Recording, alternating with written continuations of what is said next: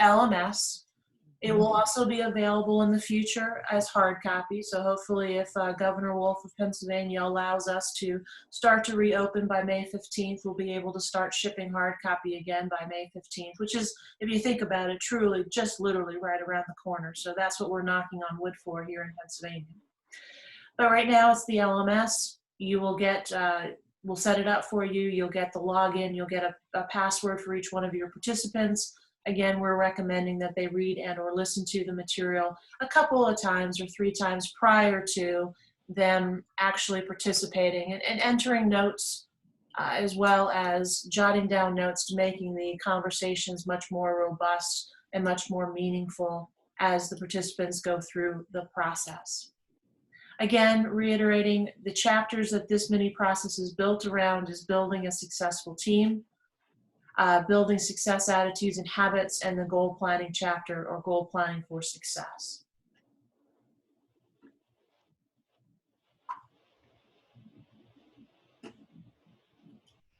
There we go. So some agenda snippets. So again, like the other two, if you purchase it for a particular project, you'll be given the facilitation guidelines at no extra charge. So obviously, you know, first thing is introduction. What are the objectives of the session? Do we need to do participant intros? Those types of things. Now this is where you've got some choices. So if you're doing it the 3-4 hour, you're going to just facilitate a conversation on building successful teams. And in the facilitation manual, there are key points from the chapter and there are discussion questions. So literally, you've got a facilitated guide that's going to give you, these are some of the key notes from the chapter that we should be talking about as a group. And we're also going to give you some discussion questions to foster discussion. As an example, if you pull this into a full day facilitation, the exercise that we're suggesting here to facilitate building successful teams is add 30 minutes, break your group into breakout groups, send them into Zoom breakout groups, give them a particular amount of time, and have them do the conversation as mini groups on the chapter. Maybe use the concept application goal model. It's like, okay, I have 3 groups. I want each of you to take the chapter, building successful teams. I want you to work as a mini group, and I want you to come back in preparation to present what concepts did your group glean from this chapter? How does it apply to our business or to us personally? And what goals are we taking away from the learning of this chapter? If you may remember in your Fast Start or your agility training, that's one of the facilitation techniques: concept, application, goals. It's a great discussion, and it puts the participants to work. So those are some of the things we added to help add additional facilitation exercises depending upon your time frame. Another suggestion, building success attitudes and habits. And again, you can move these exercises around based upon style and choice. Obviously, this is not by any stretch, built in concrete. But another suggestion is, if you want to make it interactive and you want to pull it into a full day session, one of the chapters you could have a pre-selected participant facilitate the discussion. You know, maybe take 15 minutes and have someone else lead the discussion. Obviously, you want to pre-select because you don't want to set up anybody for failure. This allows them to prepare. You probably have some extroverted folks in your group that would be thrilled to be the leader for 15 minutes and to facilitate a discussion. It puts somebody else in the limelight. Again, it builds trust, it builds team dynamics. It can be a fun way to get the group involved. Obviously, if you're doing these things in 3-4 hours, some of these exercises can be limited just based on sheer fact of time. 6 life wheels. Another suggested exercise, if you're pulling it into a full day, is again, break your group out into life wheel sections. You know, if you have enough participants to be able to have at least 2 people in each of the 6 life wheels. So, you know, Nancy and Virginia, I'm going to give you mental and put you in a breakout room. You know, Mark and Grant, I'm going to give you physical. Jim and Gary, I'm going to give you social. However you want to break it up, but again, it allows the participants to be in charge of a particular set of information. It allows them to come back and present to the group. And again, it fosters that whole team dynamic, which is really a major component of this mini process in and of itself. I'll stop there and take a breath. Questions or thoughts? Hey, Tammy. Yes, Bob. Besides this, I mean, I love the whole building your teams and this concept. One of the opportunities that I see is actually also like building back your organization, which I could see being a little different. And what I mean is, I don't think all 22 million people are going to come back to work as quickly as they left. And companies are going to be bringing back, and they're going to be, I think they're going to be trying to figure out, how are we going to run that area with 3 people, leading it versus the 10, or we're going to have these kind of like a hybrid situation. And there's going to be a lot of thought about who can do what jobs the best, or how would we, what are the 2 or 3 roles that Tammy could play? Because we're going to have Tammy on the team, but we're not going to have everybody, Right. And I think the engagement mapping with the values, and of course the DISC and how we put teams together, but especially that engagement mapping in terms of who's going to be able to do certain things, so I like this topic, and I'm getting ready to talk to a company about the organizational side. I just thought I'd throw that out there. Great additional thoughts, Bob. Thank you for sharing. Other thoughts, questions?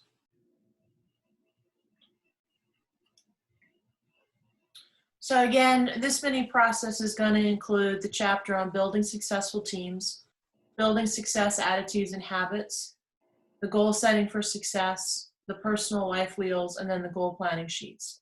Again, right now we'll make that available via the LMS. Again, if you're not familiar with the LMS, it's set up unique to your client. Each participant gets a username and login that's unique to theirs, so that they have the opportunity to, enter information, and it's uniquely their own. Now again, we've spent some time over the last 3.5 weeks putting these mini processes together, but just also to reiterate that, you can create your own mini processes.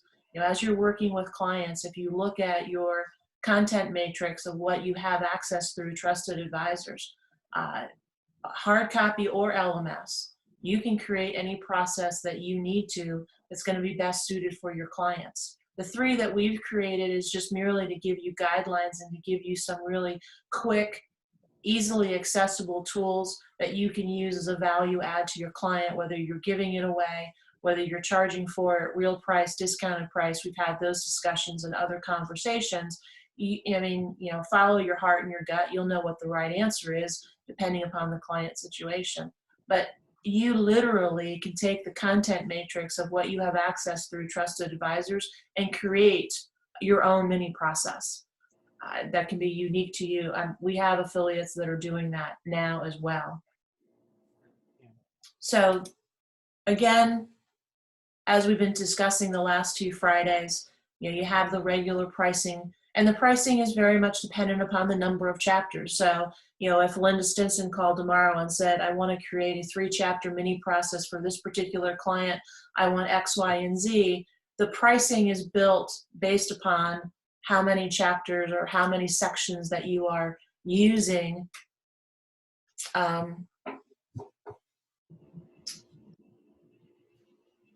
Yes, Kim, I do see the life wheels working in the half-day seminar format. Tammy, Please. go back a slide for me, please, if you can. I know this is technology. You and I have an issue, but that's okay. I can't read the chat questions, and I can't do it at the same time. But yeah, we can get back there. Hold on one second. Oh, Lord have mercy. Yeah. I know. You and I are getting a lot better at technology out of necessity, I think. Exactly.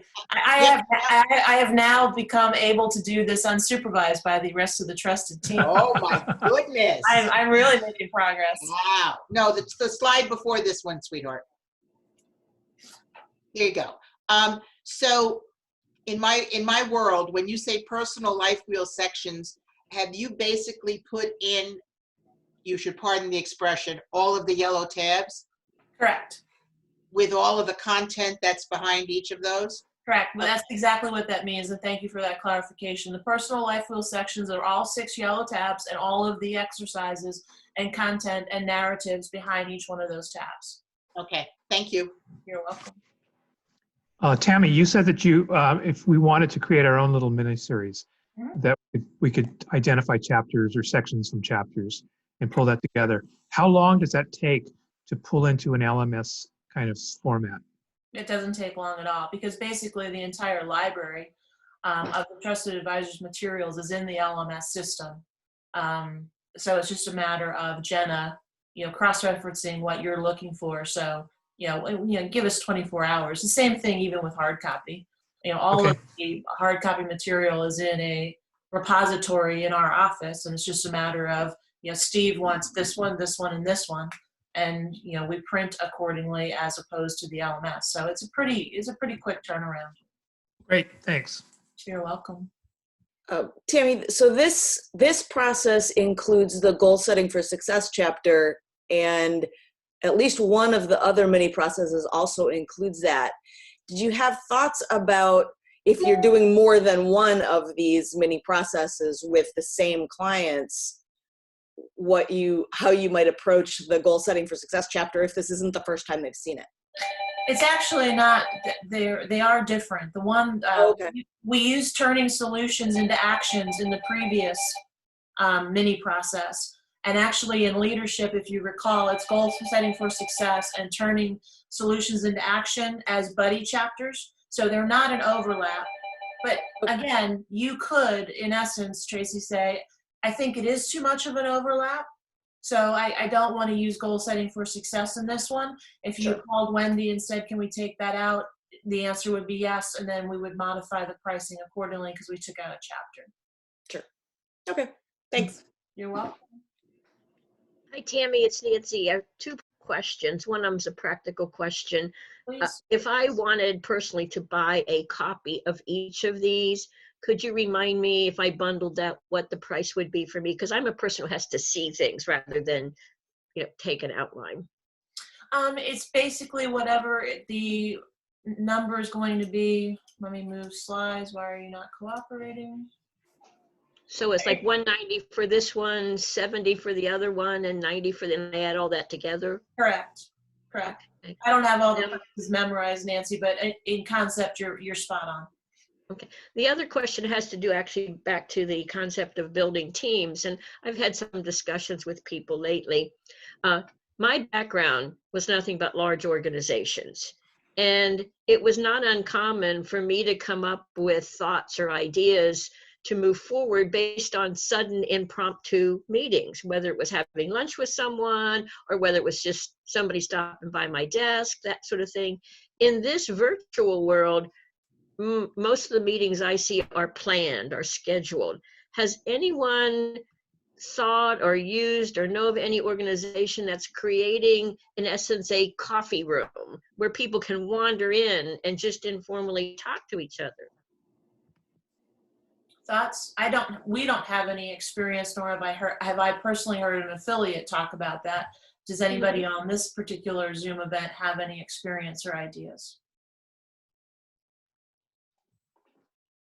I'm not aware of anybody doing that with with a video chat room, but I feel like that things like Slack and its ilk are kind of fulfilling that, kind of meeting that need, or at least trying to meet that need. So something where you can, at least for text, sort of pop in at random and make your comment or ask your question and hopefully get a response relatively quickly. I'm not aware of that specifically. Our chamber has been doing just informal mixers as well as formal education events. So you can sign up for the informal mixer like you would any other mixer, and they try to guide the discussion a little bit, but really let it go where it's going to go. The only other thing I've seen is the school systems, just kind of holding open office hours. So they're on video and the kids can drop in, and I think that's a similar concept to a coffee shop drop-in. And that might be an idea to encourage. That's more in line with what I was thinking of. Instead of having it some sort of a formal set-up meeting, creating an environment where people can just drop in. And because some people's, if you will, personality types lend themselves to that kind of informal interaction much more than participating in a formal meeting. So Virginia, how does your chamber, do they just schedule, it's just an informal event, but they have a scheduled time? It's like from 1 to 2 or? Yeah, so and they've actually done a couple of, they call them mega mixers, but they partner with another chamber, so you can get on and meet people that maybe you haven't met before because they're coming in from another chamber or another large professional organization. So they'll schedule it from 1 to 2, and people come just like a regular mixer. People get there when it starts, and the chamber president will facilitate having introductions done. And she usually, has a couple questions in her pocket if she needs them to get discussion going. But oftentimes, especially recently, it's been about the current health crisis and the environment. And, people have just gotten the conversation going on their own on these calls. It's fortunate they've been relatively small. It hasn't been more than 10 or 20 people in a given mixer that I've attended. But then the nice thing that's happened out of it is because it is more informal, at least for me, I've been able to hook up one-on-one with some of the people on the calls afterwards, just like I would have at a regular mixer, schedule it like another time later. And I've had people reach out to me to do that, and I've reached out to them. So it's just been another way to try to keep general networking going. I was invited to something in the last day or two. I won't do it for another week and a half, but this is an advertising agency / public relations group, and they're actually charging $5 a person, which is not a lot of money, and they create tables of 4 so that you're guaranteed to be in a table of 4, which allows you to interact as if you were at a table at a networking event. Now, I can't report, I haven't done it yet because I can't do the next one, which is Monday. I've got a conflict, but the following Monday, and initially it sounds fascinating because it does put you in a group of 4 where you can begin to have a dialogue. And if there's somebody you want to follow up with, you follow up with. Report back if this, what I like about it is this particular company is actually generating some revenue, and it's small enough that it's not going to stop anybody from doing it. And they're saying that they've had, at each event they've had 2 of these, they upwards of 50 people. So it becomes significant. Nobody's going to retire on the revenue of that, but it's giving an incentive for them to keep doing it. So I'll let you know how that works out. Yeah. Awesome. Thank you for sharing. Tammy, this is Sandy. Yeah, I'm also working with an international nonprofit, and we've taken on doing very open Zoom calls. People can, we say like there's 4 at this time, people can sign up. It's just an open discussion really about how are people doing. Right. And so there's a lot of just sharing the conversation and we break them into breakout rooms so that there's no more than 4 or 5 ultimately talking. However many are on the call. The first one we did had 75 people on it. And now we're limiting it to like 25. Right. Yeah, and we'll have 5 breakout rooms, and it's a way for people to share and and also then come up with things that maybe are more focused to discuss. But it's really take care of your people so that they can take care of others. Absolutely. I have a question for Virginia. What platform are they using for these kinds of mixers? The chamber's using Zoom. And the school system drop-ins, they're all set up with Google Classroom and whatever the video tool is associated with that. Yeah, I'm just trying to understand if there's a platform that has a different, for certain situations, whether one platform versus another is. No, they have an enterprise account on Zoom, and they just use that. Mhm. Awesome. Other questions or thoughts? I see we're at 12:29, so I want to be respectful of our half hour, but if there were other thoughts or questions or clarifications. Tammy, this is just a general question. In looking forward on my calendar, which has been blown up like everybody else's, we have a power summit scheduled for like July or something, don't we? Is that still on the books? It is, and it will continue to stay. Basically, I mean, we reinforced it this morning in our team meeting. Our philosophy of trusted advisors is staying on the books until protocols tell us it can't. So we are going to continue to move forward as if the world will come back to some level of openness. We're late July, so I think our philosophy is we should be good. We've been following all the protocols that Pennsylvania has put down, which is why we're not shipping hard copy. We'll follow those to the letter to protect everybody's safety, but unless protocols change, our plan is to go full speed ahead. And I think by the time we get to end of July, there's probably a good percentage of our population that would, enjoy being in the same room with each other. Yeah, I've got it on my calendar for like mid-July, like the 14th. Yeah, I'm sure your calendar is right. I just don't have mine in front of me as it relates to doing this. Okay, no, you just said late July. I just wanted to make sure I hadn't messed up my life. Oh, and if in fact Pennsylvania, knock on wood, starts to reopen by May 15th, that gives us a good 60 days to test and measure. Okay, thank you. You're welcome. Other thoughts, questions?